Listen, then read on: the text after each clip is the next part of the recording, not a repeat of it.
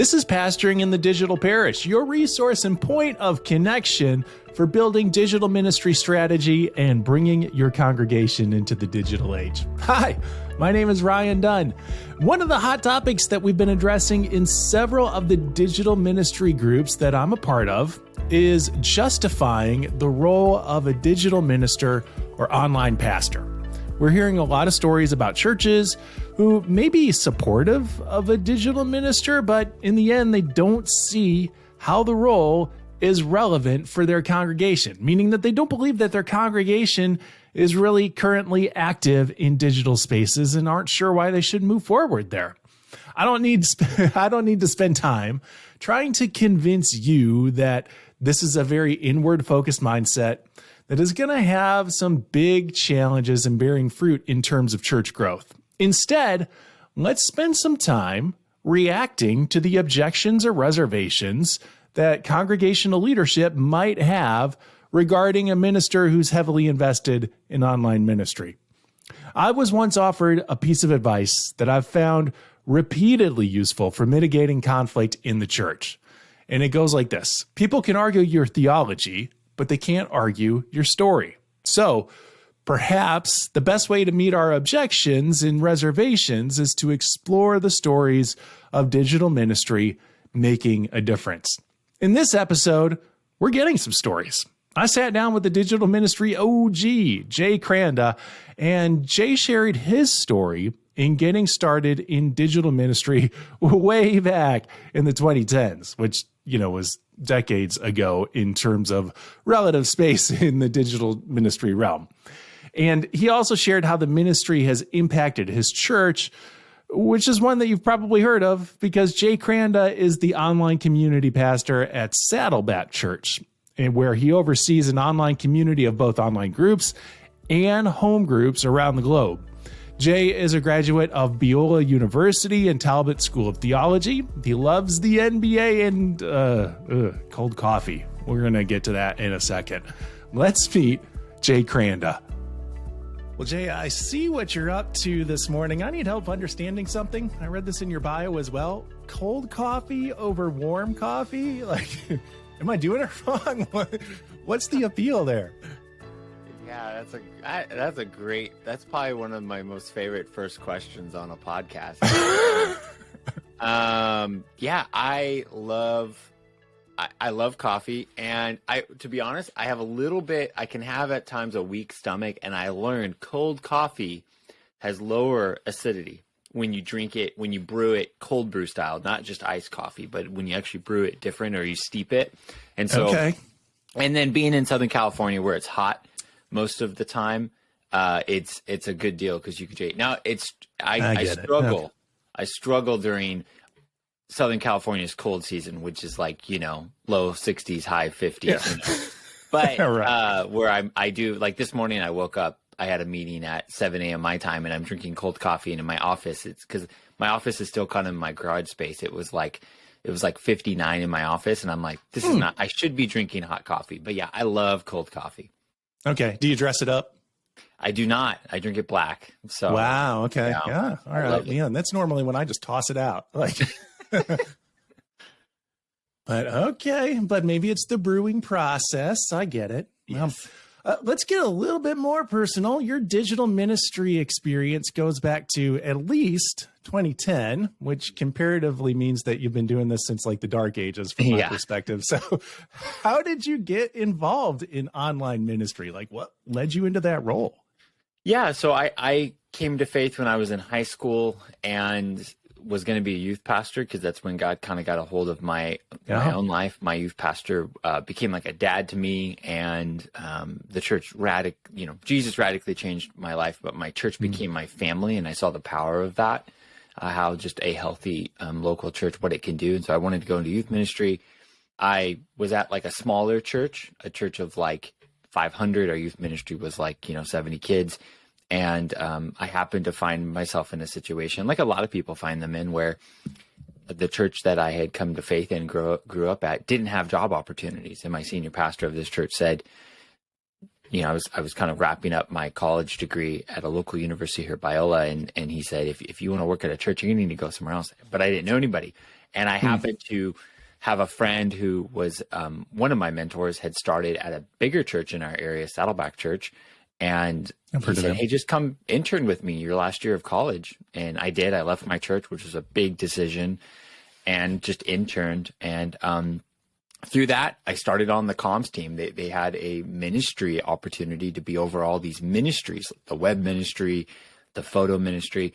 I didn't know too much. I mean, the amount of people that were in the ministries was more people than the church that I had come from. Like, I couldn't even grasp. Right. Okay. Like, they had like 250 photographers, and I was like, whoa, I don't even understand this. And so I grew and learned a lot. And one of the things they had was something called the Internet Campus. And this was like 2009, 2010. And in that role on the marketing communications team, I started to engage on this thing called the Internet Campus. And then I helped them start a Facebook page and a Twitter account. And I just kind of learned. And one of the things, small churches have this too, but because it was a big church, we happened to have a lot of people at our church. And I started to meet a lot of volunteers that were doing social media in ways like for their companies or for, whatever. And we just started to learn. And so that's how I kind of got thrown into the deep end. It wasn't something I went to, I have an undergrad in Christian education, a master's in theology. I had no like professional digital experience outside. I was just kind of that age group, and I started to learn a lot. And I still remember, this is a total rabbit trail, but I still remember meeting, there was an individual who volunteered, like most churches, you kind of go, hey, we want to start this. Hey, who can volunteer? And this guy came up to this event that I was hosting, like a volunteer rally. And I said, yeah, we just need help. He comes up, and I find out like he literally runs all the social media campaign stuff for like the Republican like party. And he had gone to he like was a member of our church. Jeff is his name. And he was just one of those like brilliant guys. And I was like, I just need to learn from this guy. Like, what does he do? And he was one of the many people that, churches, I always tell churches, you have more gifted people at your church. They just may not understand how they can use that gifting at your church. Yeah. And okay. I learned that at my church, like, wow, like this guy is running this thing for this whole country. And now he wants to volunteer. And so that's how we kind of got into it. And that's how I got into it. I got thrown into the deep end, and I grew to love the scale of it because I came from a smaller church. And also I loved the intimacy of it, that you could engage with people from all around the world in ways that, and locally, that just sometimes, like I always joke that if you go to churches like Google or Yelp page, like it says it's closed most of the time. Yeah. But your social media never closes. And just thinking about that, it's really powerful. And so that's why it's important that those presences are dialed in. It represents you well. And you also are following up on those leads and those opportunities quickly and in a pastoral way. Yeah. When it comes to digital ministry, especially in places like social media, there's this kind of tension in that, formerly, we had a communications person who had really no ministerial training, who was doing the social media stuff. And now they're being asked to kind of be this relational pastoral presence in digital space. Or we have the ministerial pastoral type who has their training there. And this sounds like your experience, but does not have training in kind of the logistics of online community and how to do social media. So what were some of the first things that you really had to learn in order to grow into that role? I think, it's a good question. I feel one of the things is we tend to take certain aspects of our job or our career very seriously, and we don't necessarily, we're not as thoughtful in all spaces. So the prime example of this sometimes people do is that they take their job very seriously, but they don't take like their marriage with the same type of seriousness. So like with your job, you have a plan, you work on it, you may have a review, you get better at it. Sometimes, like, unfortunately, sometimes with marriages, people don't take a lot of time to take their marriage to the next level. So I think the same thing happens with a lot of digital stuff or social stuff. It's like, well, I just need to do this one thing. And they don't back up and think about, okay, how do I need to be strategic, thoughtful. What's the plan with this? And so, for example, if somebody sends me a question and I'm trying to think of something recently where somebody may have asked me, if somebody sends me a Bible question around, why is it if I line up all the times the crow in the Gospels, clucks or whatever, it's 9 times. Does the Bible contradict itself? I'm not expected in, there are a lot of questions in the Bible I don't know off the top of my head. So what do? I go to my commentaries, I follow up, and then I get an answer. So if I'm running into a problem with digital, I think sometimes pastors specifically and ministry leaders, if they don't know the default answer, they just think that they can't find it. And I like to encourage pastors, just because you don't know it off the top of your head doesn't mean you can't go and find out the answer. There's a lot with digital I don't know. I don't have stored on the front lobe of my brain, and I have to go figure it out. And so usually it's just I found that I'm a learner. And so what really was my advantage is that if I ran into a wall or I was confused, I just figured out the lifelines to go find that answer. And so if they're like, oh, what's the best time to post? Or, what should I do with YouTube? I do the same thing. I had my front door a couple weeks ago was jamming and the door was sagging. And what do? I go on YouTube and I find out oh, I can move the hinge and I'm like, wow. And then I fix the door. So digital's the same thing. Well, how do I leverage TikTok? Well, let me go watch a bunch of YouTube videos on how people are doing TikTok. And so I think I just found early on, where do I go to learn and grow? And then it's taking that mindset that I take in my career, in my own time with God, and I apply it. So I think those were the biggest things. And then I really, the last thing that I really dialed in, and this was something one of my youth pastors drilled into me when I was 16. One of my first jobs at my church was I would mow and weed whack our church's property every Saturday. I was paid $5 an hour. I did this. And he really drilled into me this idea that we have this, God has blessed us with this property, and we want to make sure that we take care of it and it represents who God is and how we steward this property to the community well. So this is why we pick up trash. We pull out weeds, we trim, we do all this stuff so that it gets ready, and that communicates a value to our community. And I've really leaned in, and I would tell any pastor or ministry leader this: your social presences have to be taken seriously, just like you take your property serious. That's a good analogy. So is somebody looking at your website? Is somebody, looking at Facebook messages, Instagram? And so it's this strategic, just because you don't know it, figure out how to learn and grow. And trust me, there's so much in digital I don't know. Somebody asked me a couple days ago about setting up TikTok ads.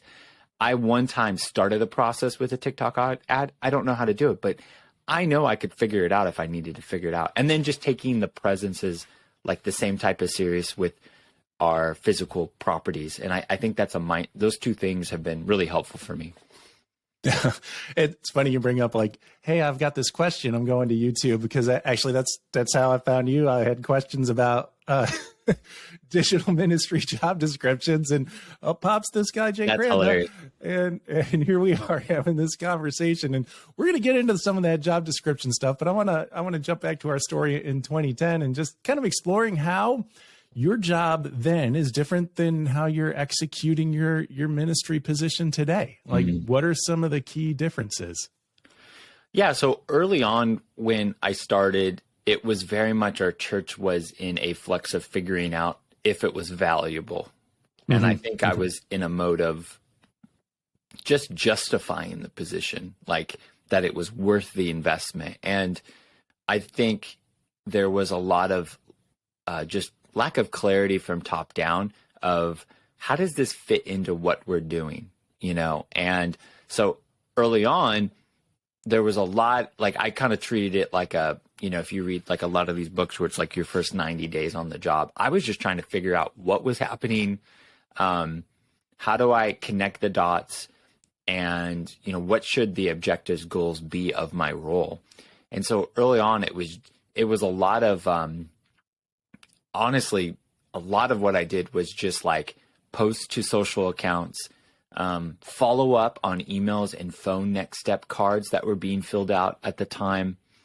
And then we did a couple online groups that we were engaging, but it was pretty minimal. And to be fair, like early on, I was part-time. I was doing other things in this. A lot of the online stuff was just part of my job.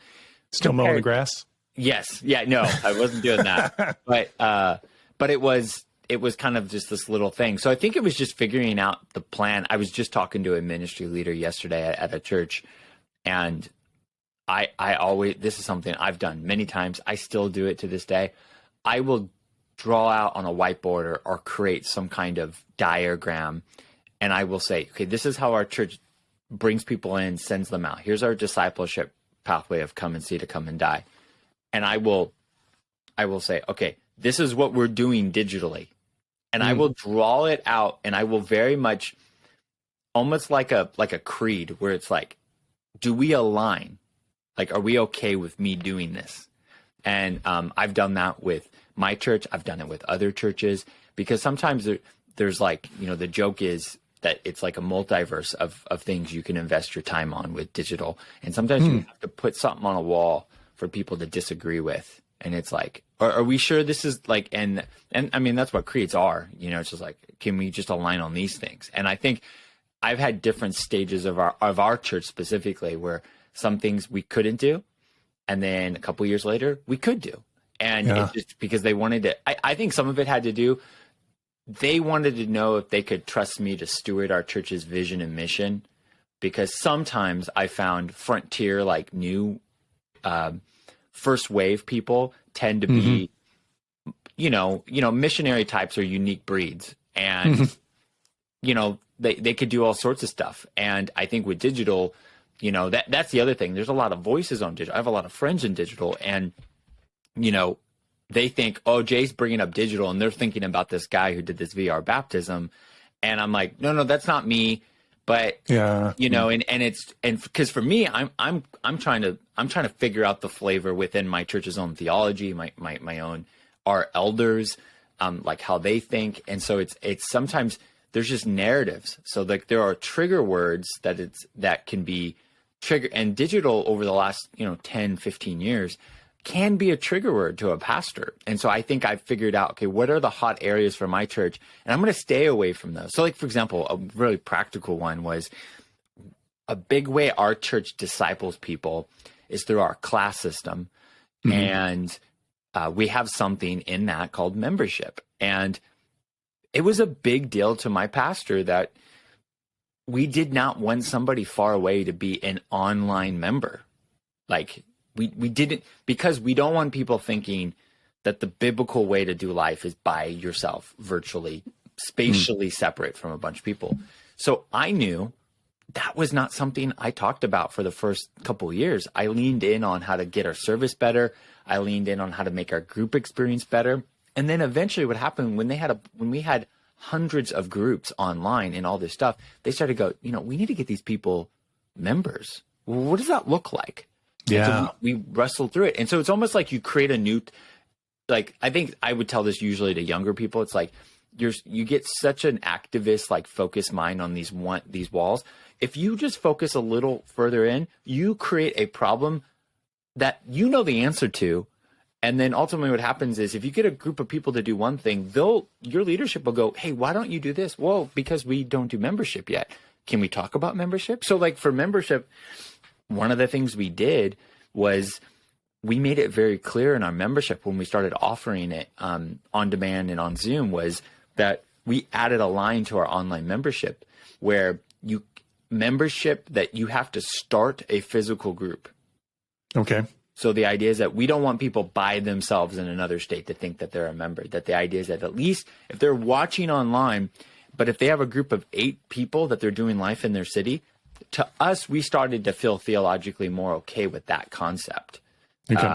And we knew there was a ton to figure out. But yeah, so I think, and now my job is completely different just because we have microsites that are connected to our online community, and COVID for sure just really unlocked a lot of opportunities of figuring out, what really the fun part is figuring out a digital strategy for our local campuses, because now it's like, it's not just the person far away that wants digital. It's the local person who wants digital. Right. So it's a very different type of job. I've also reported to probably like 4 or 5 different people over that period of time. Yeah. During COVID, I would joke, I reported to 3 different elders because we were trying to figure out how to make sense, which I actually kind of love, because it was like, I want, you know, I always say that I want what's best for my church, because my kids are going to grow up in this church, and hopefully they're going to stay in this church when they're, you know, in their 20s and 30s. And I want to figure it out. And I think digital is a big component for the future of our church, and it's messy,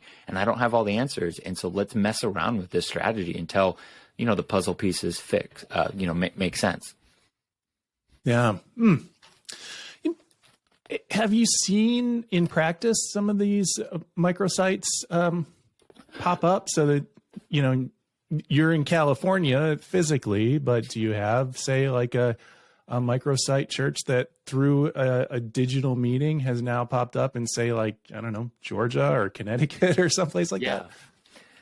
Yeah, we've done a lot of experimenting on this, and I'm honestly very grateful that my church allowed our team to kind of mess around. I had a lot of, I always think of the 10,000 hour principle from Gladwell that I think is very much true. You know, I've been the online pastor, full time since 2012, 13.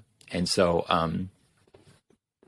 for sure been thinking about this for a long time and processing, had tons of learnings, failures, all that good stuff. And so, we have right now something called extensions, which are microsites. And for an extension for us is a group of 8 to 75 plus people that watch service physically in person together. And they do it either weekly or monthly. And we have 33 extensions right now that are affiliated with our online community that gather anywhere between, we have one extension that's pretty big because it's in a prison. And so that's a little bit of a unique variable. But out of our 33 extensions, if I remove the prison extension, we have about 250 people that meet regularly in person. And and these are all lay driven. And we do it a couple different ways. Sometimes a member will move away and we'll mobilize them to start something in their home or rent space. We have a community in the Vegas area that they rent space monthly in a library, and they meet in the back of the library, and they have 12 to 15 people that meet there. We did another one in Singapore where I sent an email to every person that lived in Singapore in our database, and I said, "Hey, let's do a Zoom. I would love to talk to you about something." We had like 10 people show up to the Zoom. I said, "I would love to start an extension." And then 3 weeks later, they had their first extension service in Singapore, and they had 20 people that were watching together. And I've never been to Singapore, and that was all digital towards them mobilizing. And I put the vision in them. You know, I said, "Hey guys, do it." And so our extensions, we believe that, you know, God is going to continue to use Sunday morning, but we also believe that we're probably moving into a future where like big expressions might not be the entryway to the average believer here in America or even around the world. And so the casual attender just showing up to church, there might be a chance that side doors will be more of an opportunity. And so coming to a big church will be one of the many strategies. We always, keep our foot on the pedal, but we believe microsites. There are people that if you start something in your home or rent something in your city, we could reach people that we would never reach. Another one, Dylan and his family, they're in the south kind of Minnesota area, and they live in this kind of smaller town, and they have a barn, and they host church there, every other week. And, they've had up to 65 people attend this extension site. And we're still very much in the early stages. We've been doing this strategy almost a year now, and I've probably had 150 people sign up to start an extension. I've had hundreds of conversations with potential leaders, and we have 33. And we probably removed or stopped probably 8 or 10. 33 are going. And we've learned a lot through the process. I've talked to a lot of different churches about it. I've read all sorts of books about church planting. We're still figuring it out, but we very much do have it. And we believe it's a strategy that God is working through, but it's kind of this moving bullet that I feel like we're all figuring it out. But I love it because we have this online community. We say here at Saddleback that our online community is a collective of local people that are engaged at our campuses, our 18 campuses in Southern California and around the world, and also people far away. And then what happens is, if our job, if you're near a campus, is to get you connected to that campus, where I become a campus pastor is that if you live 35 miles or 40 miles away from a campus, my job is to get you to sign up for class, to get you into a group. And then ultimately, I want you to join or start an extension. And we have a goal to have over 500 extensions over the next 5 years. And so we're kind of building towards that goal. That is very future thinking. And you talked about that future, and that Sunday morning may not necessarily be the key point of connection and opening up these side doors. And I feel like this conversation is going to help our friend out there who's trying to justify the online pastor position for their congregation. What are some of those side doors? Like, how are you beginning that relationship with people in digital space? Yeah. And first off, there's all sorts of things my church is doing that are not related to what I'm doing. So I think definitely there are, sure, yeah. like our student teams are doing amazing things. Our kids ministry, I mean, Saddleback Kids has an amazing digital strategy around YouTube that is, I mean, really amazing. But for us specifically, I would say one of the things has been, and this is a moving target, I think we've gotten a lot better over the years at dialing in our YouTube strategy and just understanding, hey, there are a lot of people searching things and discovering us in ways that are not related to an invite or driving by. And so, for example, like the modern day way of thinking about this would be like, like a restaurant would think about this, that how many people drive by your restaurant is how many potential customers you have. And if you can get a percentage of that, that's how much like your revenue would be necessarily. I think the modern day thought here is that a lot of your social accounts are that type of drive-by, is that you have a chance to get into somebody's feed, and before they ever think about you, they can, or be in your building, they can kind of get a glance of who you are. I always use the example of like, to a pastor, a ministry leader, what comes to your mind when you think of a mosque? And if you've never been in a mosque, you just have some general thoughts, like you like from media. There's a lot of unbelievers, unchurched people that have that thought about your church. Yeah. And so what would make you more comfortable visiting a mosque? You might think, I need to take off my shoes, or do I have to wear something on my head? Do I have to dress? And there's all these questions, are there we would kind of want to know the rules. Yeah. You want to know the rules. You want to be like, and again, I bring that example up because I think I had an opportunity many years ago to go to visit a mosque. And it was just like, it really hit me. Like, this is what people in our community feel about our church. And so digital, what you get to do is you get to record short videos talking to the person, giving them a tour of what your church is about. Like my church that I came to faith in the kind of it's like the greater Los Angeles area in Bellflower, California. They had this big brick building, and we had like the biggest building in our city, but it was kind of an old school looking Baptist church. And I would always joke, like, people drive by this building and have no idea what's going on inside of it. And so like social, a couple things, recording videos of people, part of your community inside that building to show what's happening, show different faces on video, not just your senior pastor or your teaching team, maybe younger faces.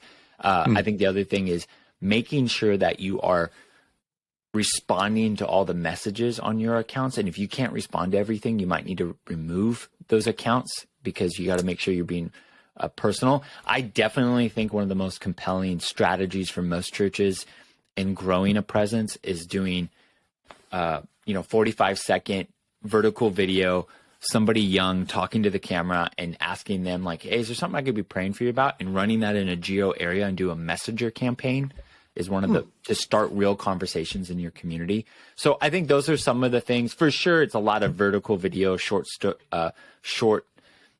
type of stuff where you're just giving a glance into what's happening in your building. And because I think you got to demystify that experience, because it is a scary, think about like, it's a scary thing to show up somewhere that you've never met anybody. And then that's why I think we think about the flip side is giving tools for your member to invite. But I think if you think about people just walking into your building, I mean, if you've ever gone somewhere new, and some of us don't do this often, so it's not a familiar experience, but I always joke like we're doing it less now than we were a few years ago. We're totally doing it less. So. Like I saw it with my youngest daughter, had this experience this start of the year where she started kindergarten, and I really saw how nervous she was. And the teacher sent a video before the first day of school, a vertical video within some app that they use. And it was like, she toured the class and she said, "I'm so excited to see you." And it immediately calmed my daughter down. And I was thinking, man, we got to figure that out. Cause like, I still remember the first time I went to my high school. And I remember like, at the time, I hadn't really hit puberty to the full degree. I was a small kid. And I remember like the first day of like the couple weeks before they do the tutorial where like you walk around and you check out your classes. Oh yeah. I just orientation. Going, like, this is nerve wracking. And I think a lot of people before they set foot on your church, like they have all those feelings. So social and all this stuff, digital, are opportunities to kind of put them at ease. That's how I would say it. Yeah, I guess it's an entry way of making it easy for people to get to know who you are. Yes. Yeah. Well, if you had to, maybe not today. In the early days, did you have to kind of defend your position? Were there times that you had to answer the question of, Jay, why do we need an online pastor or digital minister? I mean, I definitely had those moments for sure. I think it was, I had a one really good friend of mine who, older than me, very respected guy. He told me not to take the job when they offered me it because he said it's not going to be around in a year. And I really heard that, and I understood where he was coming from. And I just was like, this is such a fun opportunity that I can't, even if it fails, like, at least I tried type of mode. And, but I think for sure, I think one of the things is, I've been very grateful because I've gotten a lot of coaching around this, from amazing leaders at my church and friends outside the church, where I focused in on what are the things I can track that show real, not just viewership, but like discipleship. And so early on, and I would say every church has different approaches and different methodologies around this. Our strategy is very different from other churches our sizes, like, and vice versa. So like through a series of conversations, and this is where I would tell anybody, like if you're trying to justify the role, you're trying to create it, figure out what gets your pastor, your elders, your leadership excited. So I knew that I could double my online audience, and it wasn't important to them. Like, it just wasn't like, they don't want a bunch of extra people watching online. They want more people doing something meaningful. And so I focused in on early on with our team, how to get more online groups. Mm-hmm. Like, they would want me to double that, then double our viewership on our website or YouTube or whatever. Because like, I knew, like, at that time, my pastor had a famous saying that he never wanted to be a TV evangelist. And so online, he kind of saw early versions of that. That's what people were doing. But when like the web 2.0, like the Facebooks and social media, like real engagement started to happen, the internet took on a different form. It could be social. And so I think like, there's just like, this is why we spend a lot of time on groups, and we spend a lot of time on our discipleship class, which we just rebranded it's called Discover Your Purpose. And so our team hosts Zooms. We host 4 Zooms every month where we do our discipleship classes, and I teach part of that class. So we do this, boom. And so we teach those every month. We have our groups. And so we've spent a lot of time historically around I figured out what the wins were for my church. And so I would like, if I was in a room and a church was thinking about doing digital and I had a person like you there that wants the job, and I was in, I go, okay, what is one thing that they could do to make this like worth it? Is it double the viewership? Is it more groups? Is it start alpha online? Like, what is it? Or microsites. Like some churches are really big about starting new locations. Do you want microsite? And so figuring that out and then building towards, because I think sometimes the vagueness, people don't know. And this is where you just have to be a little honest. And then sometimes you're like, you may not know the full clarity, but you know the direction. Like I kind of knew the online group, but the first job I was at after me hired, I wasn't surprised that the first person I could hire was a groups pastor, because that's where my church is. Now, my team is very different than where it started, you know. But, sure. But yeah, I think that's where I would say is figure out what your church gets excited about and build something around that. And then the idea is that as you steward that presence or you steward that opportunity early on, you're not going to get everything you ever want in the first round. And I just like, okay, if I could just figure this part out, I'll build more trust. And I've just had the luxury of having stack a lot of years upon each other that, you know, now I'm getting old and it's like, you know, like, well, a lot of people, again, it's that whole, like, people, they want all the benefits, but they don't want the journey. And I would just say and this is what I would tell anybody. I was just telling my team this because I have a couple team members that are younger, and they go, oh, this is weird or this is hard. And I remind them, it is, if it was easy, you wouldn't be needed. And if it's hard, you get an opportunity to prove your leadership. So the fact that it's messy, you lean into that. And if you can prove you can solve the problem, your value doubles, triples. And here's the deal on digital for your church, your pastor has no idea what to do. Has no idea. Yeah.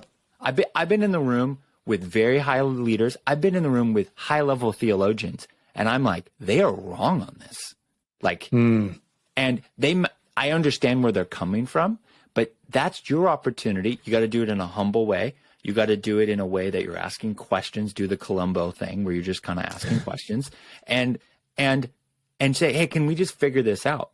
And you know, I always come from, I go, I could be wrong, but let me just justify it here and lean into it. And it comes, and then that's where I go, I have the desire, the reason why I have convictions, and I've pushed on this, and I will continue to push on it, because I want this to be a place that, you know, I have a 12-year-old, a 9-year-old, and a 6-year-old. I want this to be a place where they can go the long way. And I think digital is going to be, just as it's important for me as a 35-year-old, it's going to be way more important for them. So we got to theologically, methodologically figure it out. And we've figured out some, but we got a lot more to figure out. And I find that fun. So yeah, I do too. And this will be my last question for you. So appreciate your time. But as you have had to figure out so much just through raw experience, what is, if you were to go back and do your kind of theological training or ministerial training, what is a class or a training session that you wish you would have had that you've had to learn on the job? Oh man, I don't know if I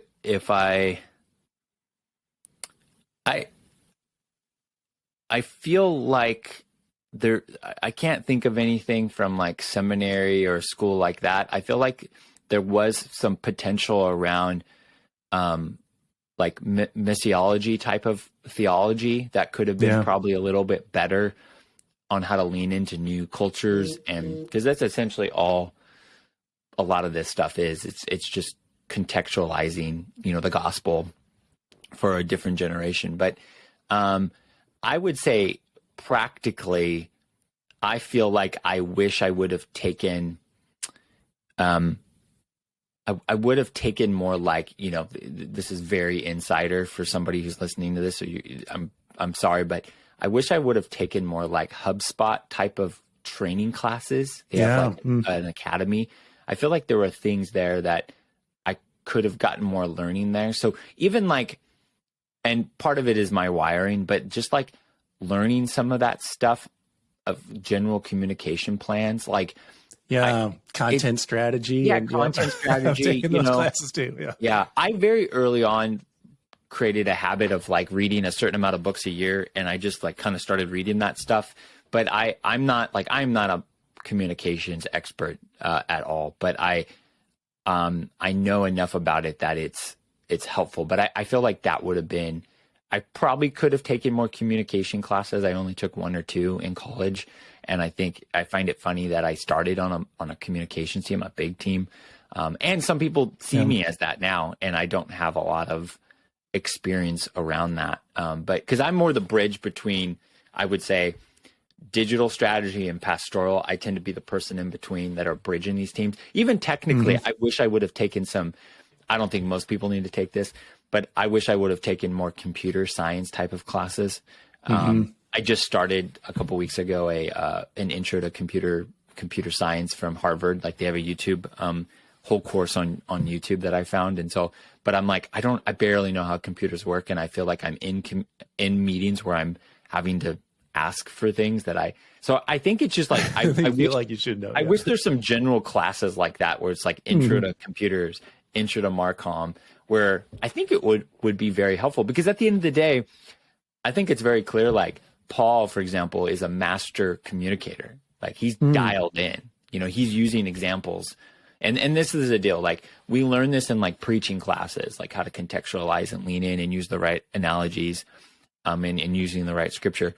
Digital is just that, but it's, without words, it's platform. So, why pick Instagram over Facebook? Well, because of this. And why TikTok? And so I wish those were the classes, but I don't know if that's helpful for everybody listening, but that's what I would do. Yeah, no, I think it is, because I've been through that as well, and longing for, where do I get this knowledge? And it's actually good to hear, that like I'm not the most tech savvy person either. So I appreciate hearing it, but yet still feeling like an invite to engage in ministry in the digital space. So, well, Jay, thank you so much for spending time with us this morning, for sipping some cold coffee and sharing your experience with us. It's been really valuable. Thank you. If you want to check out more episodes of Pastoring in the Digital Parish, that would really be appreciated. A couple helpful episodes include Season 1's The Why of Continuing in Digital Ministry with Will Ranney, another digital ministry OG. Or you can check out Season 2's From Viewers to Members with Stephen Adair, and that one has great examples of opening the side doors that Jay was talking about, opening those side doors for involvement, especially through digital spaces. Again, my name is Ryan Dunn, and I'd like to thank resourceumc.org, the online destination for leaders throughout the United Methodist Church. They make this podcast possible. And of course, they host our website, pastoringinthedigitalparish.com, where you can find more online resources for ministry. If you want to connect, check out our Pastoring in the Digital Parish Facebook group. You can also send me questions and ideas for future sessions at digitalparish@umcom.org. Another session comes out next week. In the meantime, peace.